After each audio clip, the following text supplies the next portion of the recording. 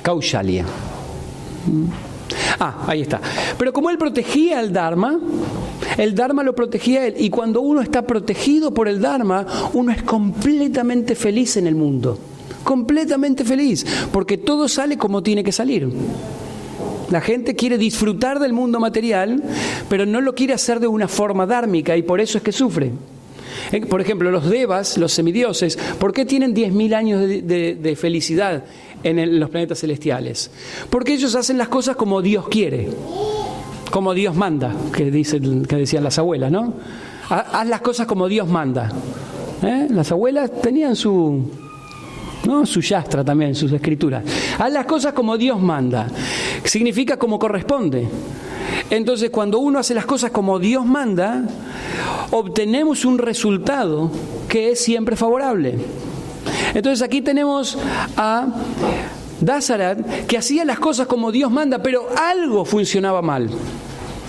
Tenía un vacío en el corazón. Y ese vacío en el corazón, ¿cuál era? No tenía un hijo varón. 353 mujeres y no tenía un solo hijo varón. Entonces, ¿qué pasó?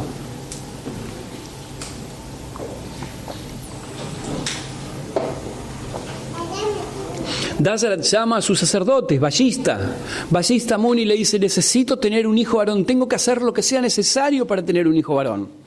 Y Vajista Muni dice: hay un ritual, como el que hicimos hoy, por ejemplo. ¿Cómo se llama el ritual del hijo varón? Pumsavana.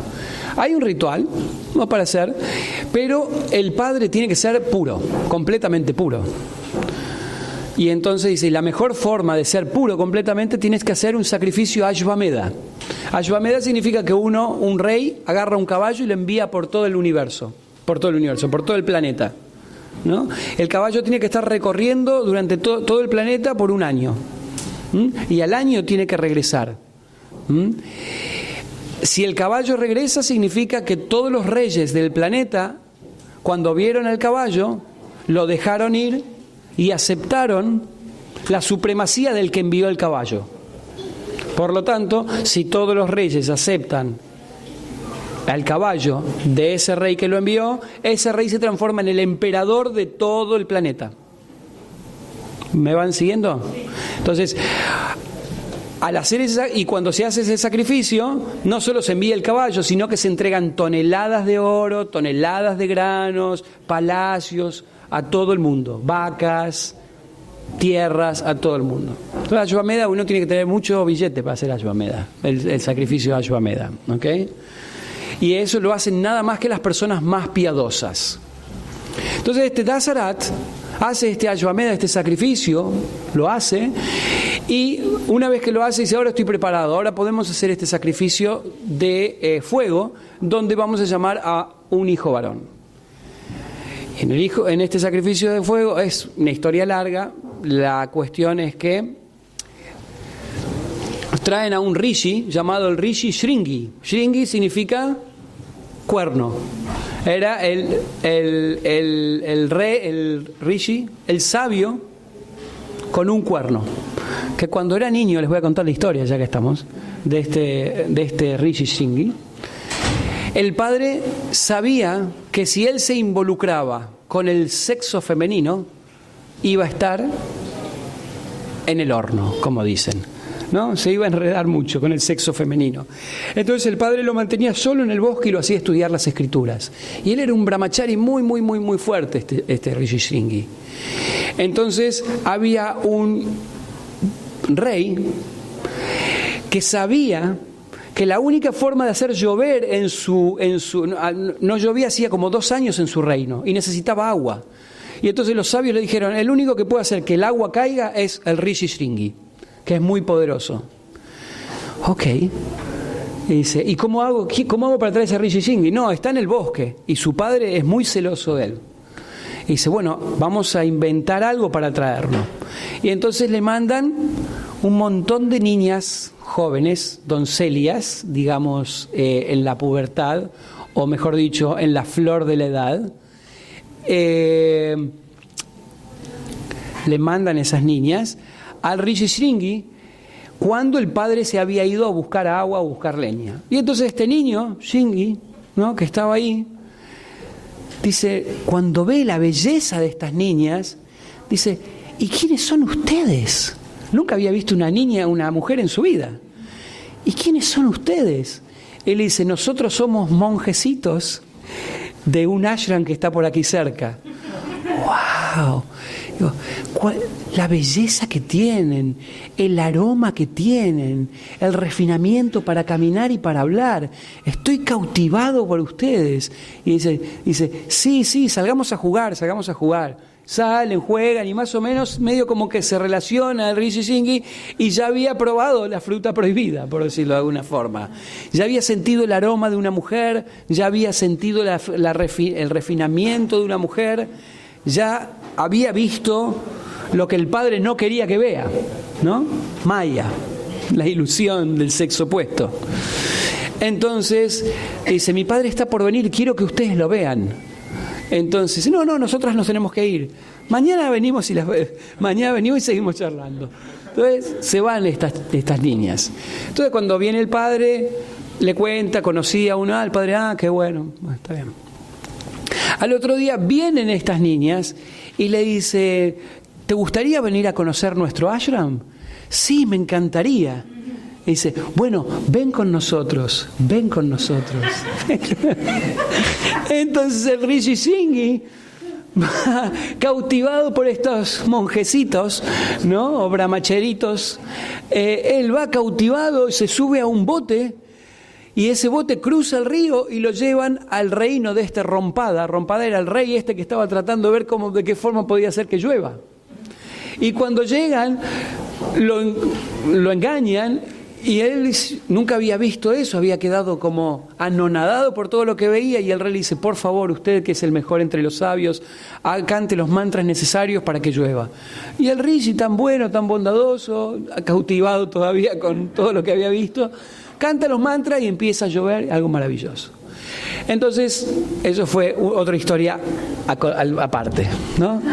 Entonces, este Rishi era el que se necesitaba porque tenía la pureza necesaria para hacer que un hijo varón descendiera en el vientre de Kaushalya, de Sumitri y de Kaikeyi.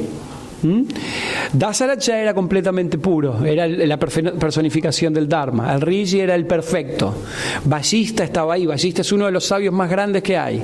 Estaban todos ahí expectantes. Hacen el fuego de sacrificio y sacan del fuego de sacrificio un bowl, una vasija, un pote con un arroz dulce que el fuego, el Rishi, le dice, tienes que repartirlo y se lo tienes que dar un poquito a cada esposa, de tus 3 esposas principales. Entonces Dasarath, lleno de entusiasmo, lleno de emoción y lleno de fe de que todo esto se iba a estar llevando a cabo apropiadamente por la misericordia del Señor, le da la mitad del pote a Kaushalya, a su principal reina, Kaushalya. Y la otra parte la divide y le da un poco a Sumitri y le da otro poco a Kaikeyi. Y la última, Kaikeyi se lo comió de repente, se lo dieron y se lo comió, como desesperada, ¿no? Y la última parte que quedaba se la dieron de vuelta a Sumitri. Entonces, 2 partes Sumitri, una parte Kaikeyi y una parte Kaushalya. Luego de 12 meses, haciendo una larga historia corta, luego de 12 meses, nace en el vientre de Kaushalya la suprema personalidad de Dios, un niño increíblemente hermoso. Dice que sus cachetes eran rozagantes y rosados como la flor de loto. Sus ojos eran brillantes y desafiaban la belleza de la luna llena. Y su color de piel, su cuerpo, era del color esmeralda. ¿Ves que ahora hay verde por todos lados? No sé si este era exactamente el verde del señor Ramachandra, pero era verde el señor Ramachandra. Muy hermoso, muy hermoso. Y entonces dice, este es el heredero al trono, el legítimo heredero al trono. Entonces 10 días después Kaikei tiene otro hijo increíblemente hermoso, increíblemente noble, increíblemente lleno de cualidades, que se llamó Bharat. Bharat. Y unos días después, Sumitri tiene dos hijos, que se llamó Satrugna y Lakshman. Entonces, Sumitri le dice a Satrugna que jamás deje el lado de Bharat, la hija de Kaikei, el hijo de Kaikei. Y le dice a su hijo, Lakshman, que jamás deje el lado de Rama.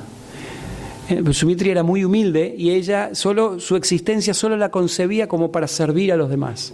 Entonces quería que sus hijos sirvan a los demás, ¿no? Y dice, tú sirve siempre a Bharat y tú siempre sirve a Rama. Entonces Lakshman y Rama siempre estaban juntos y Bharat y Satrugna siempre estaban juntos. Entonces de esta forma es un poquitito el nacimiento del señor Ramachandra. El señor Ramachandra dice que estaba tan, no quiero decir la palabra embobado, pero tan, a ver, no me sale una palabra más refinada, embelesado con su propio hijo, que no quería que en ningún momento perderlo de vista. Imagínense, era la suprema personalidad de Dios. Él no lo sabía, pero era la suprema personalidad de Dios. ¿Y por qué descendía en forma de un humano? ¿Por qué? Porque ahora nos vamos a otra historia. ¿Le sigo contando historia o le vamos a la filosofía? Okay. ¿Por qué nace en forma de ser humano? Nace en forma de ser humano porque había una vez dos... ¿desde dónde empieza la historia? Porque si no me remonto y termino. Un brahmana que se casó con una demonia y tuvo unos hijos, tuvo 4 hijos. Y tuvieron estos 4 hijos, eran 4 demonios, ¿no? Uno de estos demonios era el más grande de todos los demonios, se llamaba Ravana. Así que los que comían el flancitos Ravana, no se los coman más. ¿Se acuerdan de los flanes Ravana? Ravana, ok. Ravana, todas esas palabras no son auspiciosas. Flanes Ravana no los coman más. Aparte tienen huevo. Bueno, Ravana, el demonio Ravana. Y después del demonio Ravana también nace ¿quién? Kumbhakarna, el gigante Kumbhakarna. Y Supárnaka, la demonesa Supárnaka. Y el otro hijo, Vibhishan. Entonces estos 4 nacidos de demonios nacen con la idea de devastar el mundo. Entonces Ravana era el más demonio de todos los demonios, pero entonces ellos deciden hacer un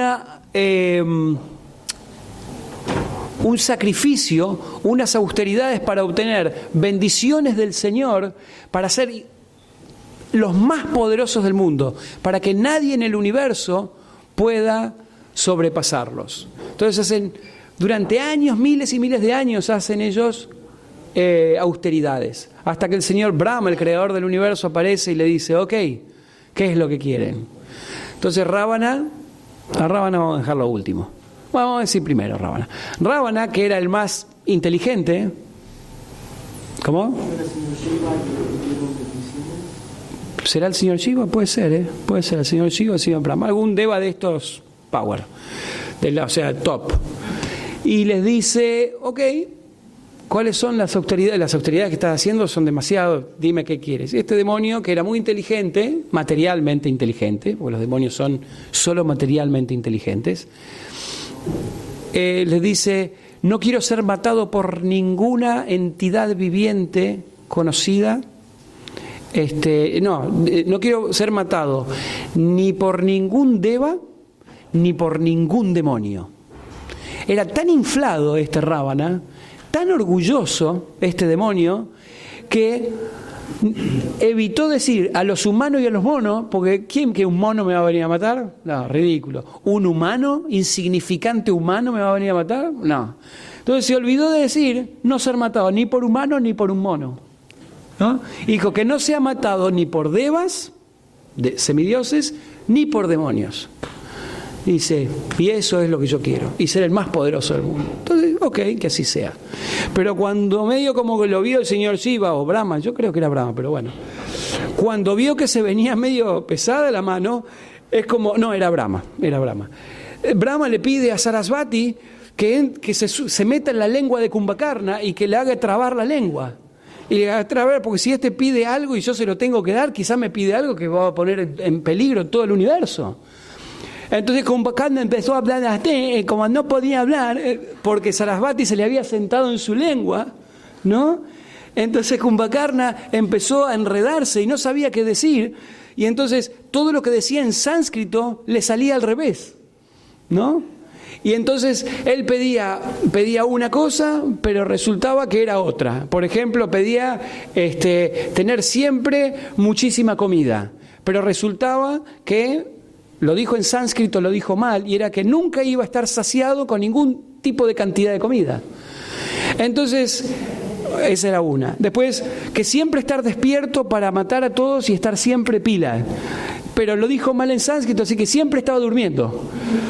Entonces, todo lo que Kumbhakarna pidió era todo al revés. Decía, pero yo no pedí esto. Y entonces la diosa Sarasvati se había sentado en su lengua para hacerlo confundir a Kumbhakarna. Y después estaba Supárnaka.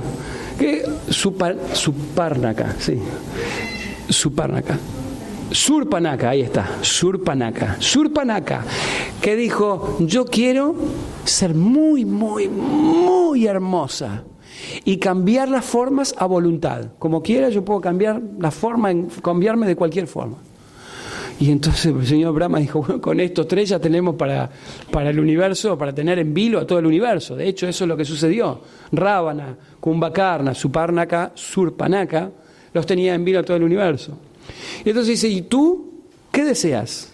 Porque recordemos que el padre era un brahmana de estos 4 demonios y la madre era una demonesa, ¿no?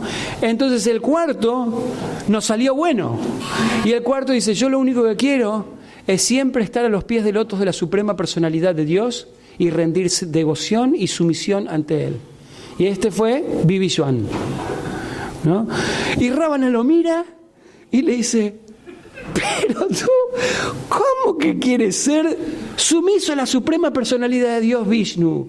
¡Estás loco! Y entonces Ravana le recuerda de qué linaje viene. Y le dice, tú estás loco, ¿cómo vas a pedir algo así? Y le dice, eso es lo que yo pido. Tú pediste lo tuyo, yo pido lo mío. Y entonces Ravana dice, ok, es mi hermano, está bien. ¿Por qué querían hacer todo esto? Porque ellos estaban envidiosos de su hermano, brother-in-law, hermanastro, que era Kubera. Kubera es el tesorero de los semidioses, es el que más tiene en todo el universo. A veces uno ve ahí, al final del arcoíris está el pote de oro, bueno, ahí está sentado Kubera, arriba del pote de oro. Hay una historia popular de eso, porque Kubera también es el que maneja todos los yakshas, que son los fantasmas, las dadas, los duendes, y todos esos seres que son elementales, son manejados por Kubera, se llaman yakshas. Y quizás de ahí viene la historia popular de que los duendes cuidan la vasija de oro. Estoy especulando, pero bueno, es una historia popular tradicional que puede darse también, ¿no? Porque Kubera es el que mantiene el oro. Bueno, entonces, ¿y por qué hablé de todo esto? Y entonces teníamos estos 4 demonios que ellos vivían en un lugar. Y encima le dijeron a Brahma, ¿y sabes qué? Queremos que nos den el Cancún de los semidioses. El lugar donde todos los semidioses van de vacaciones. Queremos que los semidioses no vayan más ahí. Nosotros queremos vivir ahí. Imagínense, una cosa es donde viven los semidioses. Fíjense ustedes dónde viven. ¿Ustedes se irían de vacaciones o se quedarían de vacaciones donde viven? No, les encantaría irse a algún otro lado, al Caribe, a las Bahamas, a Cancún o a los Alpes suizos, ¿no es cierto? Un lugar más lindo de donde están. Bueno, este no era el lugar donde vivían los semidioses, que ya de por sí es increíble. Este era el lugar donde se van de vacaciones los semidioses. Y ese lugar es una isla que se llama Lanka, que hoy es conocida como Sri Lanka. Entonces ahí vivían estos 4 demonios, muy felices, de hacer demoniadas por todos lados. Entonces, de todo esto, volvamos a la historia de Rama. Al final estamos hablando más de los demonios que de Rama. Pero Rama empieza a crecer como un hermosísimo muchacho, con todas las opulencias del Señor, y encima las opulencias de ser el ser humano perfecto. Entonces Rama, cuando tenía más o menos unos 12, 13 años, viene Vallista, no, ¿cuál era el otro? Vallista y... ¿Cómo? Vishvamitra. Vishvamitra viene, que era otro gran sabio, y le dice a Dasarat: estamos teniendo problemas con los demonios. Y dice: y venimos a pedirte a tu hijo Rama. ¡Rama! No me saquen a Rama, no puedes pedirme eso. Le dice: ¿cómo puede ser tan desalmado de sacarme a Rama? O sea, era tanto el apego que Dasarat tenía por su hijo. ¿Cómo me puedes sacar a Rama? No puedo estar sin Rama ni siquiera por un momento. Y dice: nosotros necesitamos hacer los sacrificios apropiados para que toda la humanidad se beneficie. Y el único que puede frenar a los demonios que están haciendo todo esto es tu hijo Rama. Yo lo voy a entrenar en todas las artes de la guerra. Entonces dice: padre, déjame que vaya por un tiempo. Y dice: me voy a entrenar con Vishvamitra. Vishvamitra era muy, muy, muy elevado. Era uno de los sabios más elevados. Vishvamitra y Vallista. Que bueno, hay una historia entre ellos dos, pero ya me iría a dar toda una vuelta por los Vedas. Pero entonces, por supuesto, ¿quién seguía siempre a Rama? Lakshman. Entonces Rama y Lakshman se van con Vishvamitra y empiezan a caminar, y Vishvamitra le da todas las armas de los semidioses y le enseña cómo combatir a los demonios, y combatiendo a los demonios aniquila con los demonios y demás. Estoy haciendo la historia un poquito más corta, y llega un momento donde Vishvamitra le dice: ahora vamos a ir al reino de Mitilá. Y en este reino de Mitilá parece ser que el rey, llamado Janaka, él tiene a la joya cimera de todas las joyas, la más hermosa, la más bella, la más cualificada y la más virtuosa Sita. Y ella están haciendo un contest, un campeonato para ver quién se queda con esta niña, con Sita. Y entonces el señor Ramachandra dice: lo que tú digas, maestro, yo voy a donde tú me digas. Entonces van hacia Mitilá. Se dice que cuando iba entrando el señor Ramachandra, caminando con su paso que era como de un elefante, así, pum, pum. Tenía 12, 13 años Ramachandra en esa época, Cuando iba caminando, Sita lo ve desde arriba de la terraza. Inmediatamente el corazón parece que se le salía por la boca. Era completamente, el amor le llevó desde la punta de su cabellera hasta los pies y se quedó completamente enamorada. Y dice: yo no quiero que ninguna otra persona de todos estos reyes que han venido a este campeonato gane este campeonato, solo quiero ser la esposa de este Ramachandra. Entonces el campeonato era que tenían que levantar el arco del señor Shiva. Dice que el arco del señor Shiva lo traían entre 64.000 personas. Era muy pesado. Y no solo había que levantarlo, sino que había que estirarlo y ponerle la correa del arco. ¿Ok? Entonces, cuando todos estaban preparados para el campeonato, Janaka ve a Vishvamitra y dice: Vishvamitra, dice, tú, el más grande de los sabios, ¿qué haces por aquí? Y dice: he venido a traer a estos dos que son la joya cimera del reino de Dasarat. Y cuando Janak ve al señor Ramachandra y escucha las glorias del señor Ramachandra, automáticamente Janak dice: por favor, que el señor Ramachandra pueda poner la correa en el arco. Yo quiero a él que sea como mi esposo, el esposo de mi hija. Entonces el señor Ramachandra le van a dar la oportunidad. Los demás no podían ni levantarlo, el arco, imagínense, entre 64.000 lo tenían que levantar.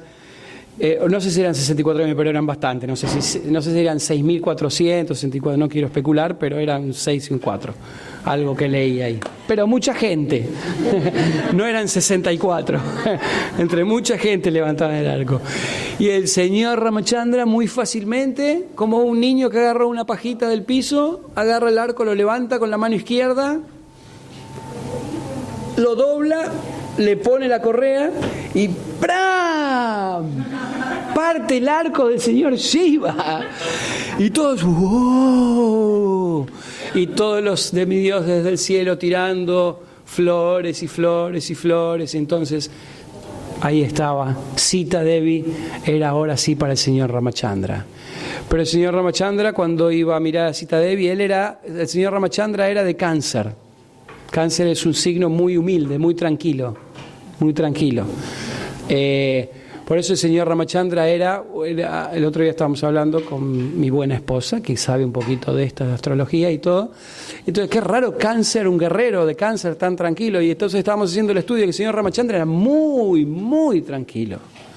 Era muy sumiso, muy humilde, no era el kshatriya, ¿no? Parado así, no. Hacía lo que tenía que hacer cuando lo tenía que hacer, pero siempre era muy sumiso a las autoridades. Ese es el significado de líder. Líder significa una persona que es sumiso a sus autoridades, nada más, ¿no? Una persona que sabe seguir, esa persona puede guiar. El que no sabe seguir, no puede guiar. A veces quieren ponerle tildes a los líderes de tiene que ser esto, y tiene que ser el otro, y tiene que hacer el otro, y por qué no hizo esto, y por qué hizo el otro, esto, No, una persona que sigue al pie de la letra lo que dice, o intenta, o está ahí enfocado en seguir a sus autoridades, él puede ser un líder. ¿Cierro? Bueno, me corta él. Va. Entonces, cerrando.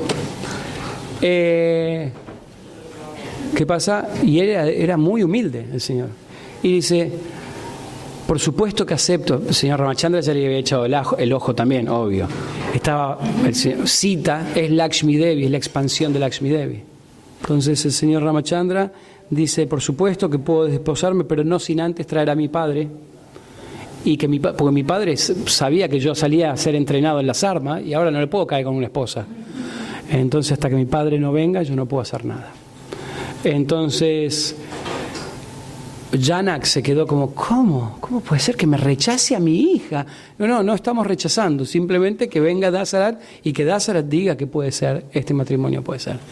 Y cuando le avisan a Dasarat que estaba en el reino más cercano, Dasarat estaba que es feliz, súper contento. Se dice que toda la ciudad de Ayodhya, miles y miles y miles de personas en un gran éxodo fueron a este casamiento, ¿no? Todos felices, tocando timbales y trompetas y bambalinas y demás, cártalas y mridangas, todos felices fueron y formaron parte de ese matrimonio que era increíblemente opulento. Y así es como el señor Ramachandra y Sita Devi mostraron durante muchos años, mientras reinaron, mostraron la perfección de la pareja perfecta, la pareja del hombre perfecto, la mujer perfecta, hasta que sucedieron episodios desafortunados o aparentemente desafortunados en sus vidas. Entonces, para saltarme y todo esto, hablar medio como abuelo de pájaro, porque ya me cortaron, la cosa es que suceden episodios, hoy vamos a ver uno en la obra de teatro, y también sucede otro episodio, y cuento la última historia y nos vamos, ¿ok? Ok. Y el último episodio es que Sita es vanished, exiliada por el señor Ramachandra, su esposo perfecto, mientras ella estaba embarazada, al bosque. Entonces esto ha sucedido desde tiempo inmemorial, que las personas se preguntan cómo puede ser que el señor Ramachandra tan perfecto haya exiliado a Sita al bosque cuando ella estaba embarazada. Entonces cuentan los Puranas que cuando Sita era una niña, escuchó a dos loritos hablar. Y estos dos loritos hablaban y cantaban el Ramayana. Y contando la historia de Rama y de Sita. Pero Sita era una niñita en ese momento. Y entonces estos dos loritos, dice, muy enamorados, estaban muy enamorados, se querían. Porque cuando uno está por tener un bebé, se ama mucho a su esposa. Y después que lo tiene, también la ama más. ¿Lo siento, mi amor? ¿No? Entonces, estaban muy enamorados y muy... Y entonces Sita le dice, ¿cómo sabes tú esta historia? Porque la historia hablaba de ella. ¿Cómo sabes tú esta historia? Y los loritos se fueron volando. Entonces Sita le dice a sus amigos, le dice, por favor, agarren esos dos loritos, tráiganlos, quiero escuchar esa historia. Los amigos y del séquito de Sita traen a los loritos y le dicen, por favor, cuéntame esta historia. Nosotros la hemos escuchado de Valmiki, dicen estos loritos. Y esto es lo que va a suceder. Rama y Sita se van a casar y va a pasar esto y esto y esto. Y Sita dice, qué increíble esta historia. Dice, y eso es verdad. Dice, pero perdóname, mi señora, tú que amablemente nos has traído acá, le dice la lorita. ¿Quién eres? Yo soy Sita, yo soy la protagonista de esta historia, que cuando crezca voy a tener esta situación, este pasatiempo. Y entonces le dice, quiero que ustedes dos se queden conmigo y no se vayan nunca más. Y entonces la lorita le dice, no podemos quedarnos porque yo estoy embarazada. Y nosotros somos aves y las aves están en los bosques y necesitamos revolotear de un lado para el otro comiendo de aquí y de allá. Y no me puedo quedar contigo, no me puedo quedar con los humanos. No, tú te tienes que quedar aquí hasta que yo conozca a Ram. No, nosotros nos tenemos que ir. No, tú te tienes que quedar. Y el loro, el varón, le diga, por favor, tenemos que ir, mi esposa está embarazada, tenemos que ir. Y dice, no, se tienen que quedar, si quieres ve tú, pero que se quede ella. Y entonces ella, como vio que no había tranza, como que veía que Sita no daba el brazo a torcer, entonces el loro le dice, la lorita le dice, entonces te maldigo a que cuando tú estés embarazada, seas separada de tu esposo y seas exiliada al bosque. Y dice, ya que no lo puedo hacer yo, te maldigo a que te suceda esto. Y la lorita hace, y se muere. ¿No? Y cuando la lorita se muere, como estaba cantando las glorias del señor Rama, ella la viene a buscar un ave de Vaikunta y se va al mundo espiritual. Pero el lorito, que todavía vivía y que vio a la lorita muerta, el lorito dice, se murió mi esposa. Dice, ¿cómo pudiste hacer esto? Dice, yo me voy a asegurar que la maldición de mi esposa se va a hacer realidad a través de mi boca cuando nazca como un ciudadano en la ciudad de Ayodhya. Y entonces el lorito se tira al Ganges y muere. Y el lorito también muere. Entonces nace en la ciudad de Ayodhya como un shudra, como un washerman, un lavandero, ¿no? Nace como un lavandero. Y con esto cierro y ya termino, pero esta historia la tenía que contar, Prabhu. Es inédita, es de los Puranas, ¿ok? Inédita. Y entonces, cuando el tiempo pasa, en Ayodhya está el señor Ramachandra viviendo feliz, con Sita, en la ciudad de Ayodhya, todo muy hermoso y demás. Y entonces, después de que pasó lo que hoy va a pasar, que vamos a ver en la obra de teatro, que regresan del exilio, etc., ya el señor estaba viviendo muy feliz, pero el señor siempre tenía espías, los reyes siempre tenían espías para escuchar qué opina el pueblo no es como ahora que aparecen todos con pancarta y todo. Había espías para ver qué opina el pueblo de los reyes. Y el señor Ramachandra tenía 6 espías. Y entonces envía estos 6 espías al pueblo para ver qué está pasando. Y 5 de los 6 espías escucharon que siempre el pueblo estaba glorificando al señor Ramachandra. Ram, el que tiene las mejores cualidades, Ram es el mejor, amamos a Ram, etc. Pero uno de los espías escuchó un episodio entre el lavandero y su esposa y le dijo, el lavandero le dijo a su esposa, y le dice, tú te has ido a la casa de otro hombre,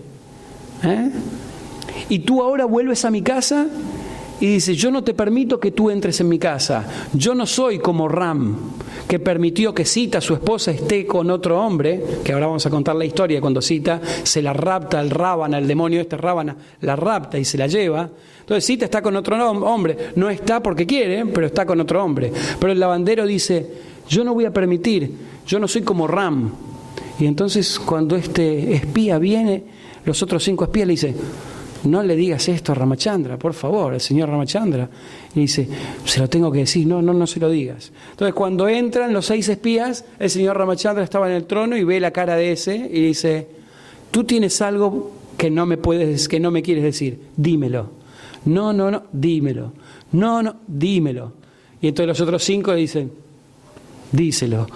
Y le dice, y lo están blasfemando, están diciendo que... Entonces el señor Ramachandra dice, bueno, me quedan 2, o me cortan la cabeza o que Sita vaya al bosque.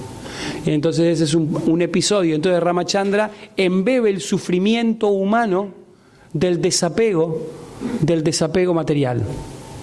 Mucho más se puede hablar filosóficamente, pero bueno, qué sé yo, por ahora quise hacer una charla más como de historias hoy, porque siempre soy filosófico y la gente se duerme. Entonces, pero básicamente esa es la historia de Ramachandra. El señor Ramachandra viene aquí porque es el único que puede, como hombre, matar al demonio Rábana. Y como hombre él embebía y corporificaba la perfección de los seres humanos. Entonces él es el ejemplo a seguir, y hoy es el día de su aparición y es el día que lo festejamos, y es una encarnación del Señor Krishna, pero desciende en forma humana.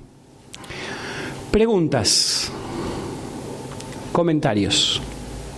Madre Guadalupe. ¿Por qué este sabio tenía un cuerpo? ¿Qué dijo? ¿O su nombre? ¿Por qué tenía un cuerno? Sí, no. La verdad que no tengo la menor idea, madre. Debe tener un porqué, pero no tengo idea. Gracias. ¿Alguna otra pregunta? Me hizo quedar mal, madre.